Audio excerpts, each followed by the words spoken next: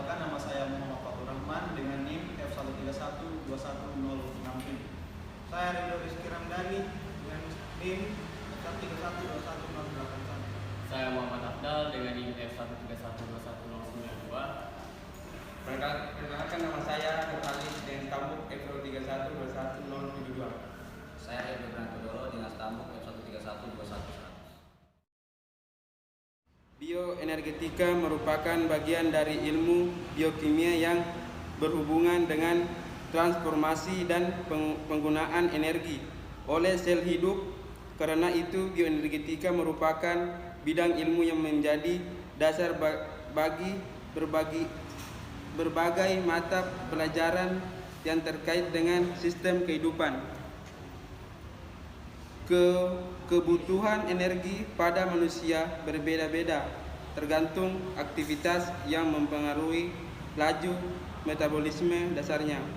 Setiap jenis proses kerja akan menggunakan energi. Jika kita ingin mempelajari fungsi atau kerja suatu ekosistem, maka kita harus memahami prinsip dasar hukum termodinamika dalam konteks ekologi. Dalam mempelajari energi kuantitatif, perlu memahami pula tentang dasar termodinamika. Transfer energi kimia atau ATP memerlukan izin ATP sintase. Energi yang dihasilkan dalam bentuk ATP oleh sel hewan dan sel organisme heterotrof lainnya dapat diubah menjadi energi gerak atau sel otot jantung, energi listrik atau sel saraf, energi osmosis pada sistem transport aktif, dan energi panas pada sel tubuh, serta energi cahaya atau bioluminescence pada hewan tertentu seperti pada kunang-kunang. Sekian. Oksidasi biologi merupakan reaksi oksidasi reduksi sebagai pembebasan energi dalam sel untuk digunakan dalam proses kehidupan. Respirasi juga menghasilkan energi. Proses terbentuknya energi melibatkan integrasi antara mitokondria dan sitoplasma. Energi tersebut dapat mengalami translokasi pada membran. Fotosintesis adalah proses mengubah energi cahaya menjadi energi kimia dan disimpan dalam bentuk ikatan-ikatan gula. Fotosintesis hanya terjadi pada tumbuhan, bakteri, dan alga yang memiliki klorofil. Proses fotosintesis pada tumbuhan hanya membutuhkan energi cahaya, yaitu CO2, HO2, dan hasilnya akan terbentuk gula atau karbohidrat pada kloroplas, yang khususnya terjadi di klorofil atau disebut juga zat hijau daun.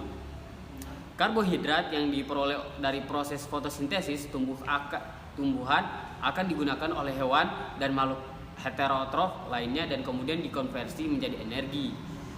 Kematian suatu sel atau organisme akibat kelaparan terjadi ketika cadangan energi yang tersedia habis.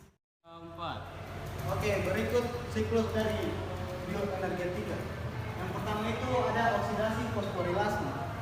Oksidasi fosforilasi ialah suatu lintasan metabolisme dengan penggunaan energi yang dilepaskan oleh oksidasi nutrien untuk menghasilkan ATP. Yang kedua ada fosfoenol pirufat, yaitu ester yang diturunkan dari enol pirufat dan fosfat. Yang ketiga ada succinyl CoA, yang berarti prekursor dari Me dan klorofil. Semuanya itu tertuju pada satu titik.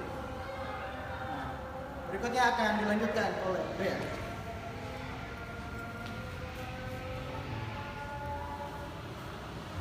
Oke, selanjutnya saya akan menjelaskan tentang apa itu kreatin P. Kreatin P itu adalah bentuk kreatin desforilasi yang berfungsi sebagai cadangan fosfat berenergi tinggi yang dapat dimobilisasi dengan cepat di kerangka.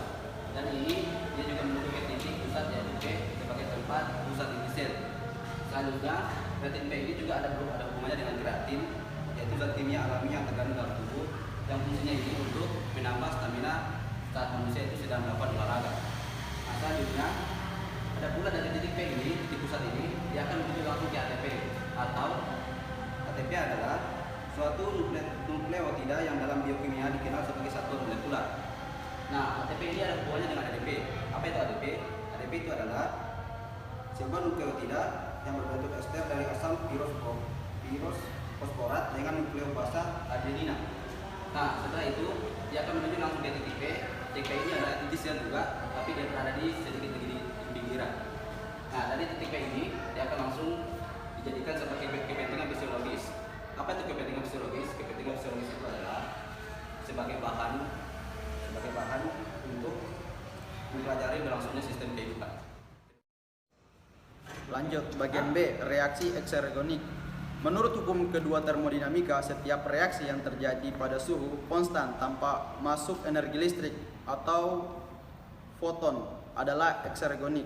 Contoh respirasi sel, reaksi eksergonik merupakan reaksi kimia yang perubahan energi bebas negatif. Adapun pelapisan bersih energi bebas.